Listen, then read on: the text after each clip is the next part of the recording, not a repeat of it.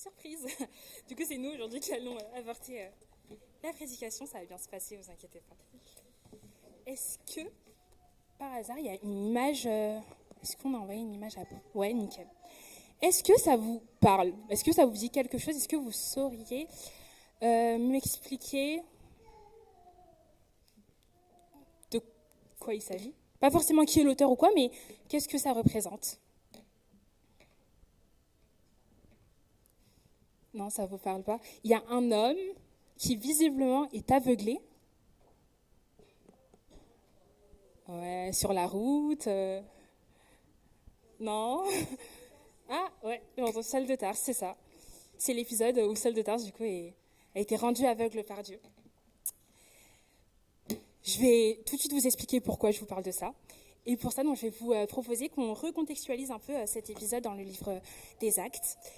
Donc, pour rappel, le livre des Actes a pour but de raconter avec exactitude la naissance et le développement de l'Église.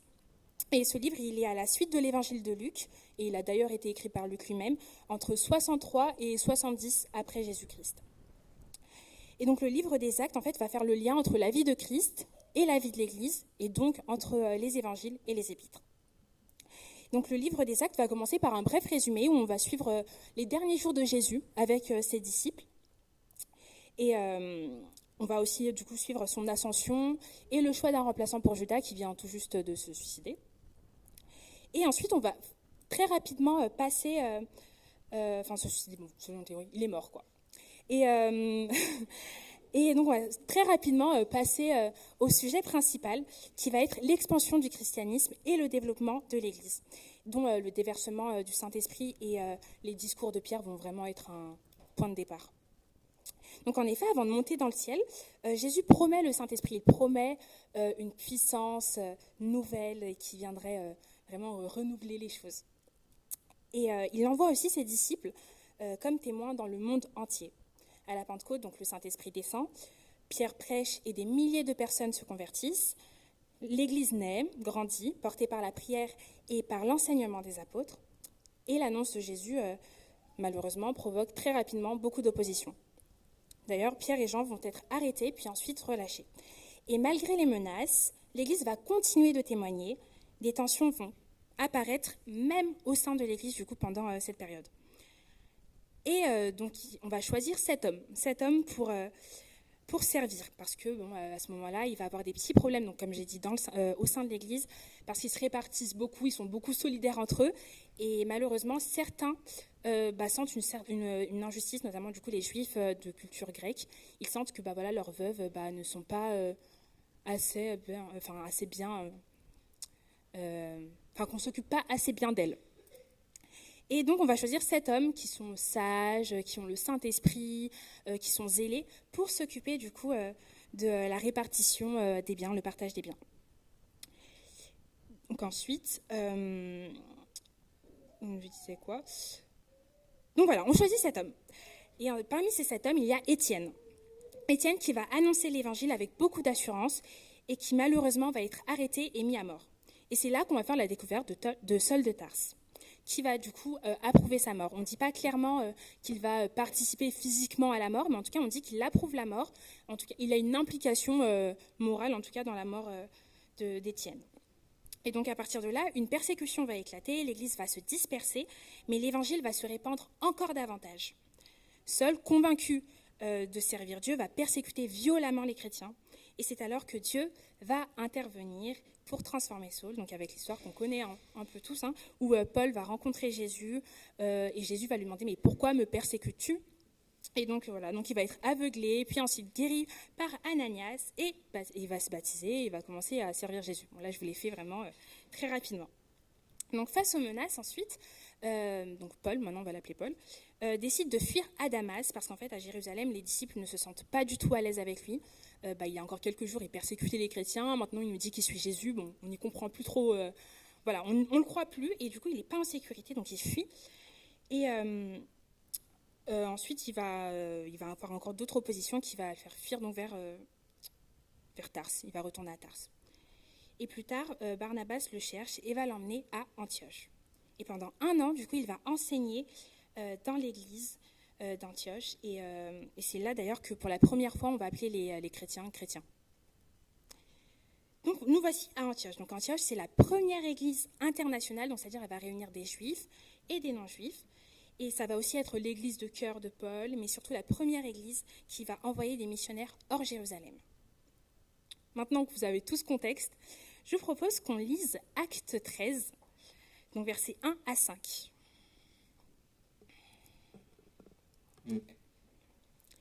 Il y avait alors à Antioche, dans l'église qui se trouvait là, des prophètes et des enseignants. Barnabas, Siméon surnommé le Noir, Lucius, originaire de Cyrène, Manaën, qui avait été élevé avec Hérode le gouverneur et Saul. Un jour qu'ils adoraient ensemble le Seigneur et qu'ils jeûnaient, le Saint-Esprit leur dit « Mettez à part pour moi Barnabas et Saul pour l'œuvre à laquelle je les ai appelés. » Alors, après avoir jeûné et prié, ils leur imposèrent les mains et les laissèrent partir. C'est donc envoyé par le Saint-Esprit que Barnabas et Saul descendirent à Séleucie, où ils s'embarquèrent pour l'île de Chypre. Une fois arrivés à Salamine, ils annoncèrent la parole de Dieu dans les synagogues des Juifs. Jean-Marc était avec eux et les secondait. Voilà, je vais vous proposer qu'on reprie. Prions. Père, je te confie vraiment toute cette prédication, que tu puisses nous conduire par ton Saint-Esprit et vraiment, oui, voilà, disposer nos cœurs afin que nous puissions être disposés à entendre ce que tu as à nous dire. Amen. Donc, que dit le texte ? Donc ici, le texte est plutôt très clair sur ce qu'il se passe. Ils sont accompagnés donc de Jean-Marc, plus connu sous le nom de Marc, qui était un cousin de Barnabas. Il va les accompagner au cours de leur voyage, et on peut toutefois noter que la bonne nouvelle est d'abord annoncée aux Juifs et ensuite aux non-Juifs, dans un deuxième temps. Ce qui d'ailleurs va faire réagir les Juifs à la fin du chapitre, au verset donc 48 à 50 que je vais vous lire. Quand les non-juifs les entendirent parler ainsi, ils furent remplis de joie, ils se mirent à louer Dieu pour sa parole, et tous ceux qui étaient destinés à la vie éternelle crurent. La parole du Seigneur se répandait dans toute la contrée avoisinante. Mais les Juifs excitèrent les femmes dévotes de la haute société qui s'étaient attachées au judaïsme, ainsi que les notables de la ville. Ils provoquèrent ainsi une persécution contre Paul et Barnabas et les expulsèrent de leur territoire. Donc maintenant qu'on a bien compris, on a plutôt bien compris, j'espère, ce que ce passage racontait et son contexte, qu'est-ce qu'on peut réellement en tirer ?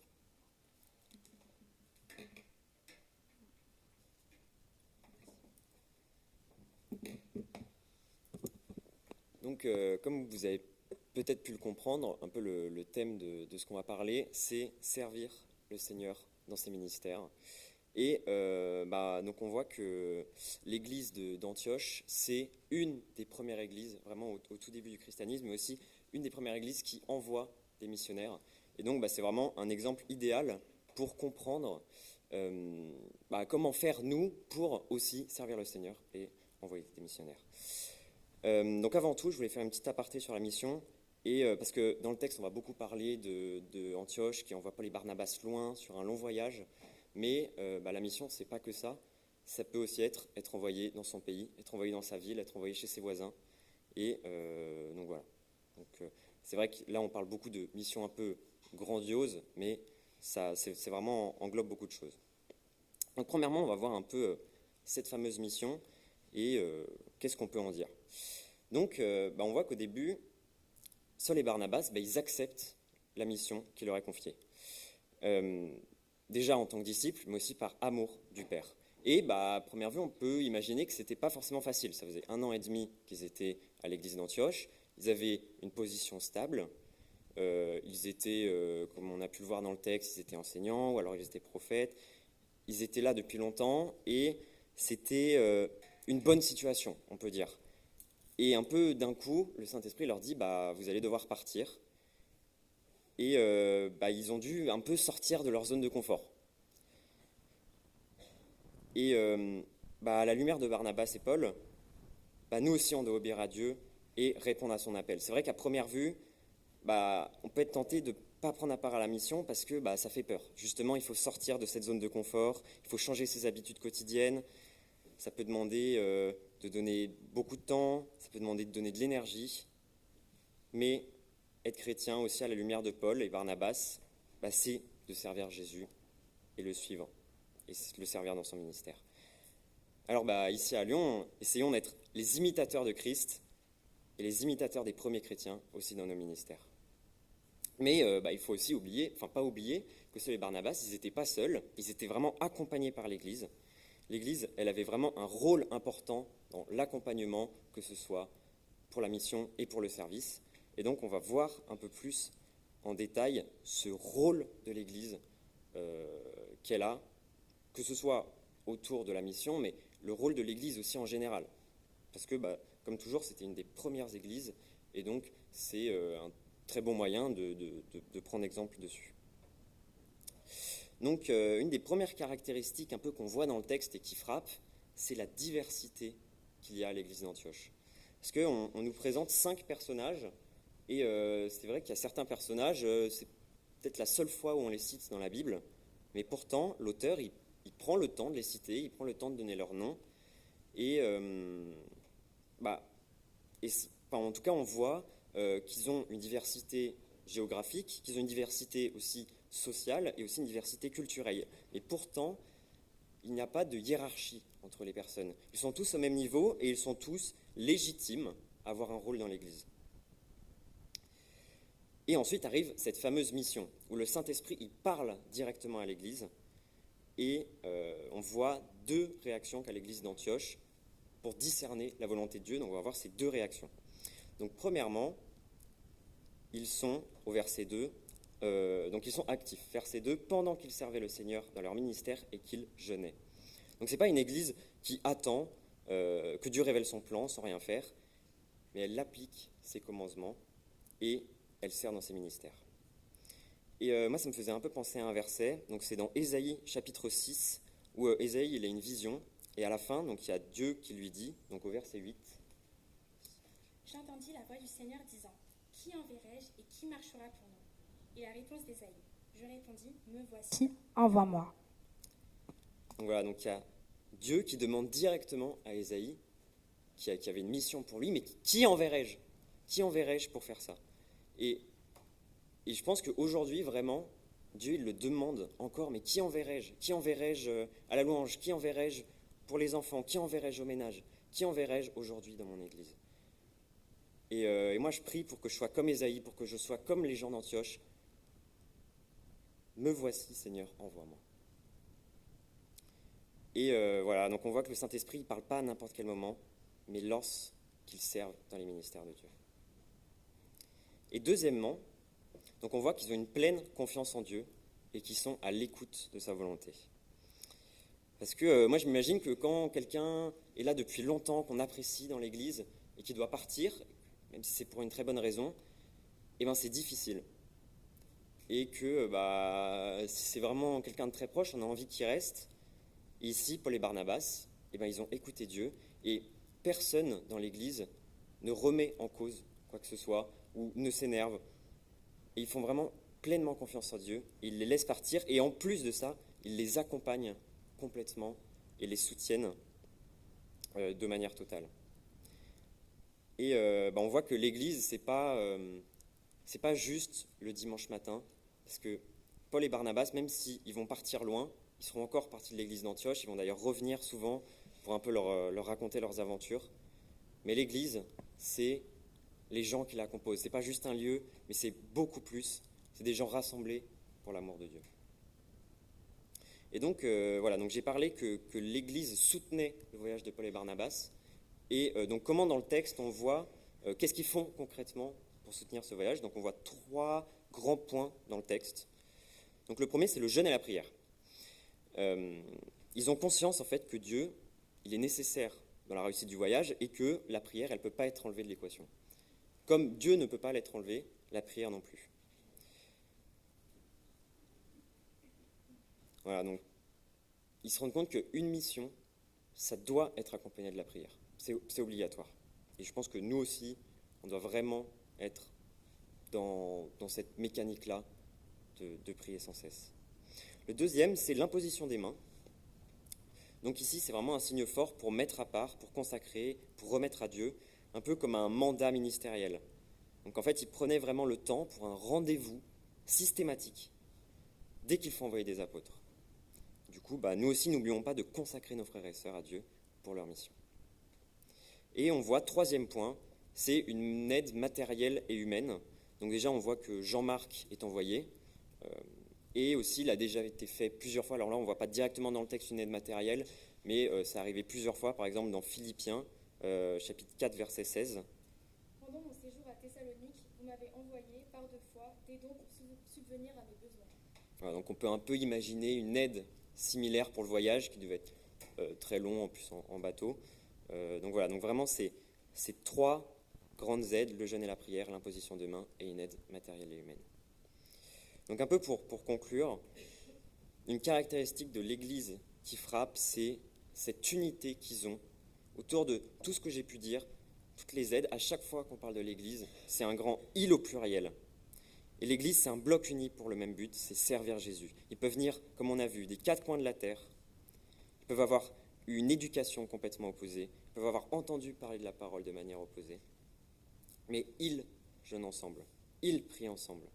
Alors nous aussi, soyons unis par l'amour de Dieu et par l'amour de notre prochain. Et donc voilà, donc j'ai parlé précédemment de 2 réactions de l'Église d'Antioche, être actif et faire confiance à Dieu. Mais voilà, est-ce qu'aujourd'hui, c'est quoi servir Dieu ? Est-ce que ça a toujours l'importance comme il y a 2000 ans ? Et donc c'est un peu ce qu'on va essayer de répondre par la suite. Dans notre texte, nous voyons une église locale très vivante. Tous les membres ne font pas la même chose, tous n'ont pas le même rôle, et pourtant, ils sont tous engagés dans le service de Dieu. Et cela nous rappelle une vérité qui est essentielle. Nous ne sommes pas tous appelés à faire la même chose, mais nous sommes tous appelés à faire quelque chose. Dieu distribue des dons différents à chacun. Et dans l'Épître aux Romains, chapitre 12, versets 6 à 8... Nous avons des dons différents selon la grâce qui nous a été accordée. Si quelqu'un a le don de prophétie, qu'il l'exerce en accord avec la foi. Si un autre est appelé à servir, qu'il se consacre à son service. Que celui qui enseigne se donne à son enseignement. Et celui qui a le don d'encourager, à l'encouragement. Que celui qui donne le fasse avec générosité, celui qui préside avec zèle. Et que celui qui exerce la bienveillance le fasse avec joie. Ici, Paul y parle de dons très variés. Certains d'entre eux sont très visibles et d'autres beaucoup plus discret. En fait, il n'y a pas de hiérarchie dans la valeur des dons. Chaque don répond à un besoin du corps du Christ. Une église, elle ne grandit pas seulement grâce à ceux qui prêchent, mais aussi grâce à ceux qui encouragent, qui prient, qui servent dans l'ombre, qui donnent fidèlement, qui accompagnent et qui visitent. Et parfois, un service peut paraître plutôt simple, mais il peut avoir un impact que nous n'imaginons même pas. L'histoire suivante l'illustre très bien. Un soir de 1934, à Charlotte, en Caroline du Nord, un rassemblement de chrétiens sous une tente était organisé. C'était un temps consacré à l'évangélisation et au réveil spirituel. 2 jeunes de 14 ans, attirés par la lumière et la foule, s'approchèrent pour voir ce qui se passait. Mais la tente était pleine. Voyant qu'il n'y avait plus de place, ils commencèrent à repartir. Un homme à l'accueil les remarqua et courra les rattraper. Il réorganisa quelques places pour qu'ils puissent rentrer. Ce soir-là, ils entendirent la prédication de l'évangéliste Mordecai Ham. Ils revinrent plusieurs fois et finirent par donner leur vie à Jésus. Ces 2 jeunes, c'étaient Billy Graham et Grady Wilson. Billy Graham deviendra plus tard l'un des plus grands évangélistes de notre temps, annonçant l'évangile à des millions de personnes dans le monde. Ce geste simple de l'accueil a permis à ces 2 jeunes d'entendre le message ce soir-là. Cela nous rappelle que chaque service a son importance. Même le plus discret, il peut avoir un impact immense dans la vie des gens. Et peut-être qu'un jour, vous aussi, dans votre service, vous rencontrerez quelqu'un qui utilisera Dieu puissamment.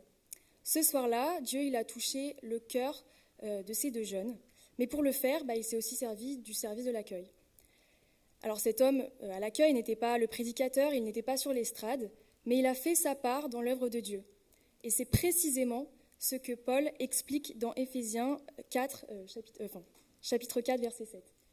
Cependant, chacun de nous a reçu la grâce de Dieu selon la part que Christ lui donne dans son œuvre. À chacun, pas à quelques-uns seulement et pas aux plus anciens uniquement. Chaque croyant reçoit la grâce. Elle est offerte. Nous ne choisissons pas notre don pour nous valoriser, nous le recevons pour servir. Et Dieu, il ne force pas, il ne compare pas les quantités, il regarde le cœur de chacun d'entre nous dans cette salle. Ce qui compte, ce n'est pas de faire autant que l'autre, ni même plus que l'autre, c'est d'être fidèle à ce que Dieu nous a confié. Alors dans l'Église, certains donneront beaucoup de temps, d'autres donneront beaucoup d'encouragement, d'autres encore des ressources ou de l'enseignement. Mais chacun donne selon ce qu'il a reçu. Et lorsque chacun exerce avec joie et simplicité le don qui lui est propre, alors l'Église fonctionne comme un corps uni, harmonieux et dans l'amour. Mais ne nous méprenons pas, diversité ne signifie pas passivité. Même si nous n'avons pas tous le même rôle, nous avons tous le même appel fondamental. Être disciples de Jésus et témoins de l'Évangile. Alors soyons acteurs dans le corps de Christ et non pas spectateurs. Dans la première épître, au Corinthiens chapitre 12, Paul dit que nous constituons le corps de Christ. Chaque membre est nécessaire et malgré nos différences et nos diversités, nous sommes tous unis en Christ. Et finalement, c'est la seule chose qui importe. La communion fraternelle, c'est quelque chose qui est primordial et vraiment important. L'Église n'est pas seulement un lieu où l'on consomme un message, c'est un lieu où l'on vit une relation. Notre amour pour Dieu se manifeste pour notre amour pour les autres. Servir Dieu, c'est finalement servir aussi ses frères et sœurs. Et concrètement, à quoi ressemble une église où chacun prend sa place ? Actes des Apôtres, chapitre 2, verset 42. Ils persévéraient dans l'enseignement des apôtres, dans la communion fraternelle, dans la friction du pain et dans la fraction du pain et dans les prières. Ce texte nous donne 4 fondements, l'enseignement, la prière, la Sainte Seine et la communion fraternelle. Ces 4 dimensions ne reposent pas sur une seule personne. Elles impliquent toute la communauté. On écoute la parole ensemble, on vit la communion ensemble, on prie ensemble et on se souvient ensemble de Christ. Pour revenir à notre texte, pendant que certains jeûnaient et priaient, le Saint-Esprit a mis à part Barnabas et Paul. Tous ne sont pas partis en mission, mais toute l'Église a participé, en priant, en jeûnant, en envoyant, en imposant les mains. L'Église n'est pas un lieu où quelques-uns agissent pendant que les autres regardent. L'Église, c'est un corps vivant où chaque membre est actif. Tout le monde met sa pierre à l'édifice comme il le peut.